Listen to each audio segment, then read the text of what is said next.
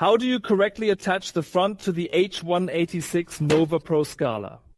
You'll learn all this and more in the video.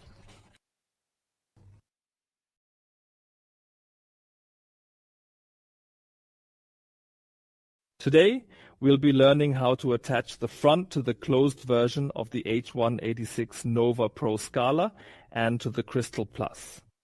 I've prepared the front in advance and gathered some of the tools needed for the next steps.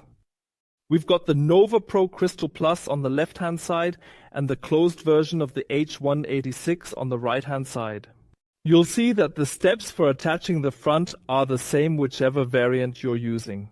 In order to determine the correct place to screw the front hooks onto the front, which we will do in the next step, we are simply going to use these marking jigs. This is by far the easiest way to establish the correct position for fixing the front hooks to the front. All of the measurements you need are specified in the installation instructions, which you can find in the link below. So, the first step is to place the marking jigs on the front of our model. One on the left side and one on the right side. Now I can place the front against the drawer and transfer the positions of the hooks from the marking jigs to the front. And here is another little tip for you with this step. I've made myself a spacer strip. See this? That will make it easier for me to align the front. I can place it right here in front of the cabinet, put the front on top, and now everything is perfectly flush, including at the top. The front is 4 mm narrower than the cabinet, so there's a 2 mm gap on each side. And now I can align it by eye, leaving about 2 mm on the right and 2 mm on the left. All I need to do now is tap the front with the flat of my hand, like so, and the points of the marking jigs will mark where the holes should be on the front. Now we simply need to make these marks a bit bigger. And we will do this by using my favorite tool, the automatic center punch.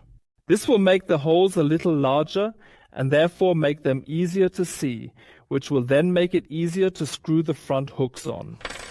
Simply place the center punch on the mark and press it straight down. Do this for all the holes here and on the other side too.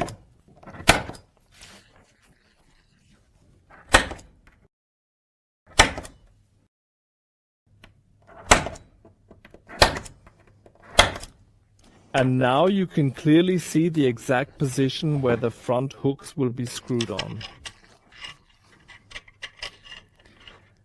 So we'll screw the front hooks on here, and then we'll screw an extra installation hook on at the top as well. You can use standard chipboard screws to do this.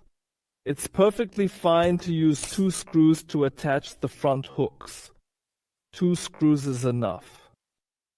Make sure that the front hooks are attached in a perfectly straight position and not mounted at a slight angle. And once everything is screwed in, we can mount the front. And that is the last screw. All done. Now we can remove the marking jigs from the drawer sides. They sit securely and firmly in the drawer, which means that nothing will move around when you fit them in the first place. And now we can move on to mounting the front. To do this, we need to open the drawer and attach the front by slotting the installation hook into the bottom of the drawer side. Do this on both sides, like so, and on the other side too. It then sits like that. Now close the drawer and make sure that everything is correctly aligned with the cabinet, then press straight down in the middle. As you just heard, it should click into place nicely. And now the front is attached to the drawer. If I want to remove the front again now, the process is almost equally as easy. I simply need this lever here. There's a small lever on the underside of the drawer side, and if I pull it back, I can easily release the front and lift it upwards. As you can see, these are the front hooks and the installation hook that we just screwed onto the front. I'll demonstrate the attachment process again on the model so it's easier for you to see. I don't even need to touch the lever. I can simply insert the hook, position the top of the front, then press down. And when I hear that clicking sound, I know that the front has been attached correctly. Now, this model here makes it possible to adjust everything in 3 different directions, so that we can achieve the perfect front panel alignment. Currently, there's a small offset here, which means that the front is slightly too far down, so the cabinet protrudes a little. And now we can adjust the height of the entire assembly. Let's do that now. How do I adjust the height? We have 2 fixing screws here. These are the top 2 screws, or the top one and the middle one. The smaller ones are the fixing screws. Simply undo each of these screws by a 1/4 turn, which then allows you to use the bottom screw to precisely adjust the height of the drawer, or rather, the height of the front.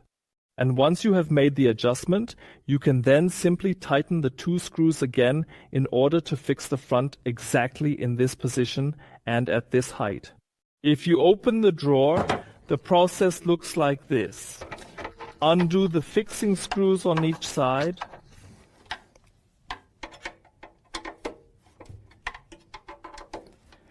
And then you can use the height adjustment screw to raise the front up or lower it down. I can even leave the screwdriver in the screw head, close the drawer, check everything again, and now use the screw to move the drawer front upwards. Turn the screw towards the back panel, by which I mean in the direction of the back panel. And now you can see that it's really very easy and convenient to precisely adjust the front. I still need a little bit more. That should do it. And now the front is perfectly flush with the top edge of the cabinet.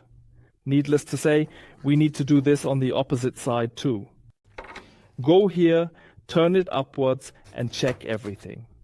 Once both sides have been adjusted and are perfect, then tighten the 2 fixing screws on each side. Now the height of the front is fixed, and it won't move anymore. As you can see, everything can be easily and precisely adjusted with a very simple crosshead screwdriver.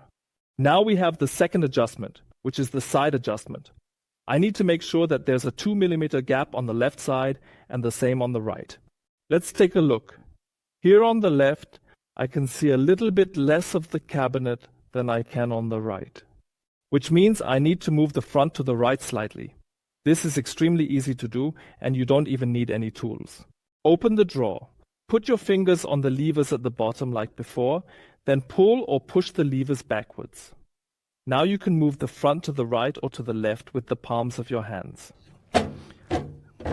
So it's relatively easy, and you don't need any tools. You can now check everything again. And now you see that the gap has moved, or rather that the front has moved, and now we have the perfect gap. The procedure looks like this. As I said, you use the same levers as we used before, and if you push them backwards like this, you can move the front either to the left or to the right. Now we have the third type of adjustment, which is available in the H122 and H168 models, and also in the H250. I'm talking about the integrated tilt angle adjustment mechanism. The tilt angle can be adjusted here using the screw at the back. This is a crosshead screw again. And like before, I can place the screwdriver here and turn the screw forwards, that is, towards the front. And then the drawer will tilt, so to speak, downwards at the front. The purpose of this is to adjust the gaps at the sides between the front and the cabinet. If you look closely now, for example, there is a small gap here at the bottom, however it is flush at the top. This means, exaggeratedly speaking, that the front is not straight. But I can adjust it to make it perfect again using the integrated tilt angle adjustment mechanism by placing my screwdriver at the back and then turning the screws forwards on both sides to adjust the gap or gaps at the sides. And with that, we have now reached the end of the adjustment video for the Nova Pro Scala. We've adjusted the height, we've adjusted the sides, and we've adjusted the tilt angle too. You will find more useful information and links to our products in the description. If you have any questions about this product or others, please write them in the comments below. And if you want to know how to change the design element in the Nova Pro Crystal Plus, or even how to fit and install it in the first place, make sure to watch the next video because I've explained everything in detail there. I wish you all the best and hope that you have lots of fun with your projects.